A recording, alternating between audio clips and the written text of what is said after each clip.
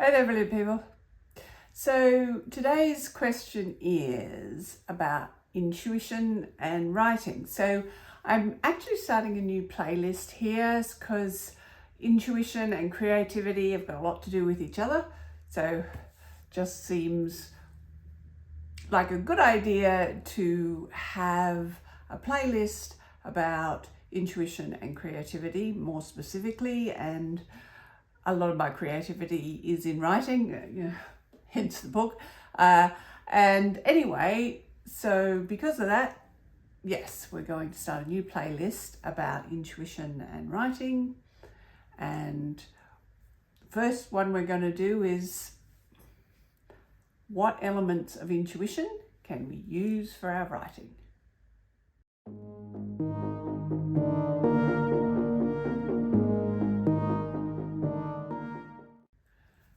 So one of the really good ways that intuition helps us is that it has certain patterns, certain understandings that side of our brain, the pattern recognition, the intuitive side of our brain, has a way of working, because our intuition, it doesn't work so much with what is right and what is wrong. It works more with, here's this pattern, and is something in alignment with that pattern, or is it out of alignment with that pattern? And this works. It works in our relationships. It's how we know when someone's maybe a bit off or something, because they're not behaving. Their behavior is in a different pattern. But the same thing goes with stories. There is a pattern in stories that runs through stories that we all know, whether we're conscious of it or not. And that pattern is something that we actually understand the more that we work with our intuition. Because with our intuition, we have energy that goes out, does whatever, and then it comes back again. Now, whether that's because we're using our intuition to manifest something, so we put out thoughts, we do whatever it is that our intuition prompts us to do in service of that goal or that desire, and little bit by little bit, it then turns up. Sometimes it's a very short, very quick cycle, obviously. Sometimes it takes a bit longer.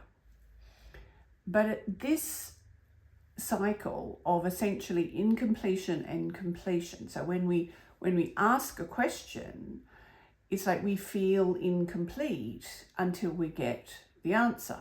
So that's kind of like the cycle of incompletion and completion. And when we're writing, we're always playing into this cycle. This is effectively what a cliffhanger is. In a cliffhanger, we know that something is about to happen, but we're not sure maybe which way it's going to happen. So this has put us in a state of incompletion. And just in the same way as when we're working with our intuition, we're always looking to become complete, because the more complete we are, the more present we can be, and that helps our intuition get clearer. But when we're writing, we're actually looking to kind of drop the reader into an incompletion, so that then they will stay with the journey to get that completion, to get that answer, to find out what happens, and that's the completion. So that is a pattern that we learn very much in our intuition that can help us in our writing, so that we can be more of an intuitive writer. So there are many of these patterns. I suppose I should have started off by saying one of the marks of an intuitive writer is that they tend to write without so much planning or plotting to start with. And again, if we think about completion and incompletion, in many ways, an intuitive writer is writing from a state of incompletion. They're writing towards that completion because they're writing to understand the story themselves. Whereas when you've got a plotter, Well, there's someone who has, in many ways, has got the big things complete. They're just looking for little incompletions. They're looking to complete, well, how does that scene work, or how does that particular event unfold? So there you are. That's a pattern that we can use from our intuitive understandings to really help us with our intuitive writing.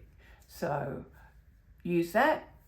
You can observe it in life. You can observe it in your stories, whether you're writing or reading them. And as always, remember that you're brilliant.